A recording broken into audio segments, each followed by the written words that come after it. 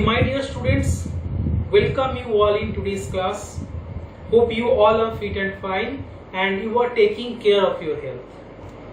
You are blessed by the blessings of God, and I wish for your healthy life. In our previous classes, we have discussed already about moment of force. We have discussed about centripetal force, centrifugal force, and so on. We have already discussed the chapter work, energy and power. And Sir has discussed light means refraction through lens, that part. So today, actually our three of our important chapters are finished, and now we will go slowly. We will move slowly. At the same time, I want to say that one thing you must do means you have to recapitulate these previous chapters. You have to perform this work also, and the previous lesson you have to read at the same time. Okay. Today we will start the chapter machine. You asked me, sir, when it will be started. So today only I am going to start. We do various kinds of work in our daily life. We use our muscles to do these kinds of work, and for doing difficult or hard work we use certain machines. For example, I can say to open a soft cold drinks bottle, we use an opener. To lift a heavy object, what it is? Inclined plane. So machines are very commonly used in our daily life. They are used in schools, at homes, in factories, everywhere. So what is machine? What is the definition of machine? A device which can do work more easily and quickly with the help of small force or effort. That is called machine. Machines are made up of large number of simple machines. Clear? Now we will know what are the general functions of simple machine. What are the functions? So various functions of simple machines are: number one, simple machine acts as a force multiplier. It means a simple machine do more work with lesser amount of force. Okay, if less amount of force is applied, a simple machine can do huge amount of work. Okay, as for example, we can see using of simple lever, we can move a heavy rock easily. Number one, acts as a force multiplier. What is the second one? Permits the application of force in a convenient direction. It means whenever we will lift a bucket of water which is tied with a rope vertically from a well, it is not convenient. Why? Because you have to stand very close to the edge of the well, and I have to apply greater force. But by using simple pulley, the force can be applied in the downward direction. Okay, and obviously specifically at an angle, even from a distance from the well.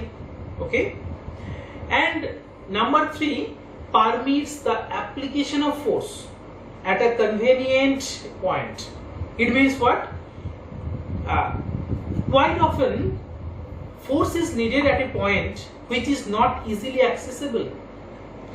For example, many times a screw has to be fixed deep inside a body of an object.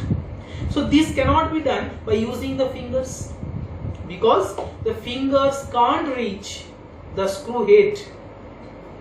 So however, it can be done easily with the help of a screwdriver. So force is applied to the handle of the screwdriver and the screw moves in easily. And last one is it permits for the gain in speed.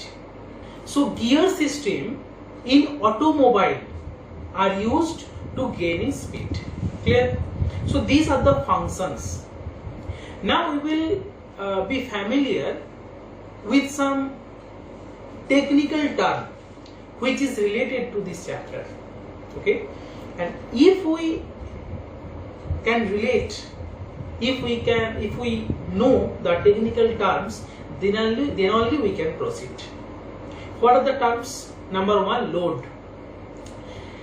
The resistive or the opposing force to be overcome by a machine is called the load. Okay, it means, what is load? Actually, whenever we are applying effort, applying force, okay, on the other side on which we are applying force, that is the load. That is the load. So the resistive or the opposing force, clear, which is opposing the force to be overcome by the machine is called the load, and load is denoted by the letter capital L. What is effort? In the lower class also we have read about this. The force applied on the machine to overcome the load is called effort, and it is termed as capital E. And from this load and effort we can find out mechanical advantage. What is mechanical advantage? The ratio of the load to the effort is called the mechanical advantage of the machine. So we can say that the mechanical advantage is equal to load by effort. This is very important. Mechanical advantage is equal to load by effort, L by E. This relationship is very important for you. While using a machine to overcome a certain load, if the effort needed is less than the load, the machine has the mechanical advantage greater than 1. Clear? So while if it needs an effort greater than the load, it has the mechanical advantage less than 1. A machine has a mechanical advantage equals to 1 when if the effort needed is equal to load. Clear? From here it can be easily seen. Mechanical advantage is equal to load by effort. When load and effort are equal, then the mechanical advantage will be equals to 1. Clear? So a machine is having the mechanical advantage greater than 1, that will act as force multiplier. Okay, a machine, if the mechanical advantage is more than 1, that is force multiplier, while the machine is having mechanical advantage less than 1, that will act as gain in speed. Clear? And if the machine is having mechanical advantage equals to 1, that is generally used in change in direction of effort. Effort means force. Change in direction of force, as there is no gain in force or speed. Now come to the important term, technical term, that is velocity ratio. So velocity ratio is actually VR. What is velocity ratio? The ratio of the velocity of effort to the velocity of load is called the velocity ratio. So I can say that velocity ratio VR can be termed as VE, means actually this is the velocity of effort divided by velocity of load, that is VL. So VR, that is the velocity ratio, is the ratio of VE and VL. Okay. So velocity ratio is the ratio of the velocity of effort to the velocity of load, V by VL. Very important one. Clear? Now, what is velocity? That you have to know. That is displacement divided by time taken. Okay. Now I will take dl and de. These are the distances moved in same time t by the load and the effort respectively. So by the load the distance travelled is dl, and by the effort the distance travelled is de. Okay. So by load distance traveled,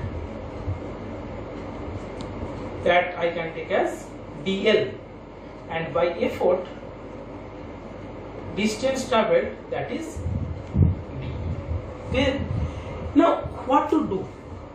Actually, we have to calculate the velocity of load. I have told velocity means displacement divided by time taken. So velocity by load, what is the displacement traveled by load? That is dl. What is the time taken? That is t. So what is the velocity of load? That we will calculate. So velocity of load is equals to, see, dl divided by t, and velocity of effort is equals to dE divided by t. So we have got dl by t and dE by t. So what we know? Velocity ratio VE divided by VL. So we will place the value here. So what is actually V? dE by t. We will put here dE divided by t whole divided by dl divided by t. Clear?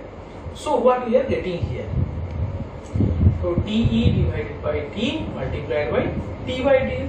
So we are getting dE by dl. Okay. It means the distance moved by the effort divided by distance moved by the load. So what is velocity ratio become? Velocity ratio becomes dE by dl, or you can say VE by VL. Clear? So the velocity ratio can also be defined as the ratio of the displacement of effort divided by, or to the displacement of load. Okay. The machine in which the displacement of load is more than the displacement of effort, we will have the velocity ratio less than 1, and such a machine gives the gain in speed. Okay. Why? Because the load is moving at a faster rate. Okay. On the other hand, if the velocity ratio of a machine is more than 1, that displacement of the load is less than the displacement of the effort, the machine acts as force multiplier.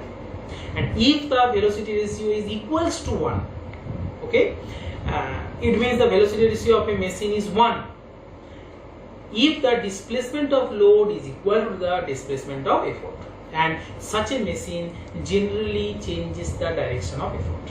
Clear? So what is the unit of this? Actually, velocity ratio is the ratio of two same kind of physical quantity. That's why it is unitless. It has no unit. Now come to the another technical term, that is work input. What is work input? The work done on the machine by the effort is called the work input. We can define as W input, work input. Okay, and work input is the work done by the effort. Clear? So work input, W input, is equals to work done by the effort. This is called work input. Clear? What is work output? The work done by the machine on the load is called work output. So work output, what is this? The work done on the load. Clear? So what is work output? Work output actually work done, that is by the force, but here it is on the load. So work output is the work done on the load. And the important thing, that is efficiency. What is efficiency? Efficiency of a machine is the ratio of the work done on load by the machine, means work done on the load, and means the ratio of work done on the load to the work done by the effort. Okay, and this is called efficiency of a machine. On the other hand, in other words, we can say efficiency is the ratio of the work output to the work input. Okay, and it is denoted by eta. One important term it is there, it is eta. Okay, and the efficiency of a machine is described by this eta. What is this? Eta is actually work output divided by work input. So W output divided by W input. This is efficiency. Efficiency is generally used in percentage, and that's why we can write here work output divided by work input into 100%. Okay, we will calculate it in percentage. This is called efficiency. And like this mechanical advantage and velocity ratio, this efficiency is the ratio of two same kind of physical quantity. Okay, and that's why it has no unit, it is unitless. Clear?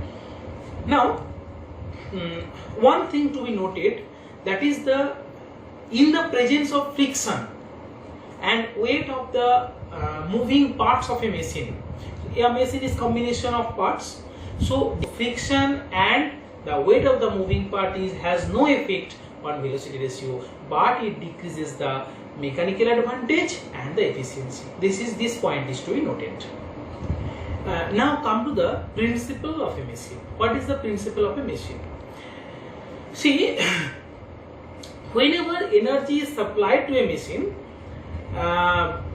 by applying force on it, it overcomes the load by doing the useful work on it. Now, the point at which the energy is supplied to a machine by applying effort is called effort point. Okay, and the point where the energy is obtained by overcoming the load, that is called load point. Clear? From here we will have the idea of input energy and output energy. What is input energy? Work done at the effort point, that is input energy. Clear? So input energy is actually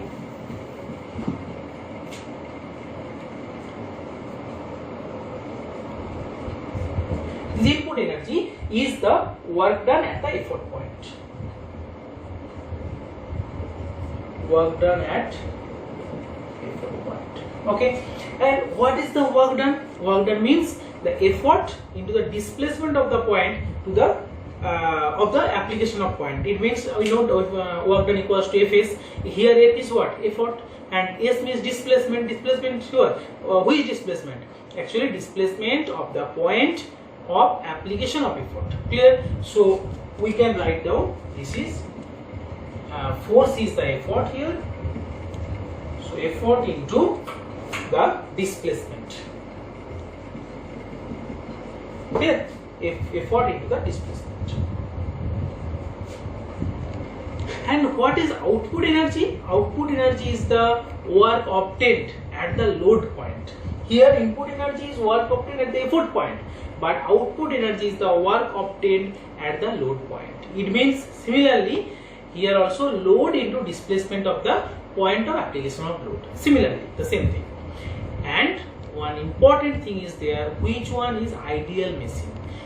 Ideal machine is that kind of machine which is having output energy is equals to input energy. That is called ideal machine. So now we will have the difference between the ideal machine and the actual machine. What is ideal machine? So ideal machine is that in which there is no loss of energy in any manner. Total output energy, total input energy equals to total output energy. It means the work input is equals to the work output. So the efficiency of an ideal machine is 100%. But for actual machine, the output energy is always less than the input energy. Clear? And and there is some loss of energy during this operation. Okay, so the loss of energy due to means it mainly caused due to three reasons. What are the three reasons? The moving parts that is here in the actual machine is neither weightless nor smooth. Here smooth means frictionless, so it is having some friction. So due to friction some of the energy loss is there. Okay, this is number one. Number two, the string which is applied here in the actual machine is not perfectly elastic. Due to that some energy loss is there. And number 3, its different parts are not perfectly rigid. Okay, and that's why the energy, the work done, work output is not equal to 100%. So these are the differences between actual machine and ideal machine and actual machine. Now today we will finish here, because at first I told we will move slowly now. Okay, this important technical term you will read carefully. This will help you for the lever part, okay, and for the pulley part. You have pulley, the next chapter, so it will help you in understanding the lever and the pulley system. So these are very important for you, especially the new terms that are included here, that is velocity ratio, efficiency, that you have not read in lower classes, so you have to read it carefully. And students, I think that at the same time you are giving pressure on the other chapters also, okay, and do this, do the exercises carefully, and obviously you will get a good result. Okay, use the time with care, I am telling. Okay, this is the crucial time for you. Use this time. And today up to this, and next day I will go ahead, and I think that you are physically and mentally fit. Okay, do some exercises just out of your house and make yourself fit and fine. So bye bye students, and thank you.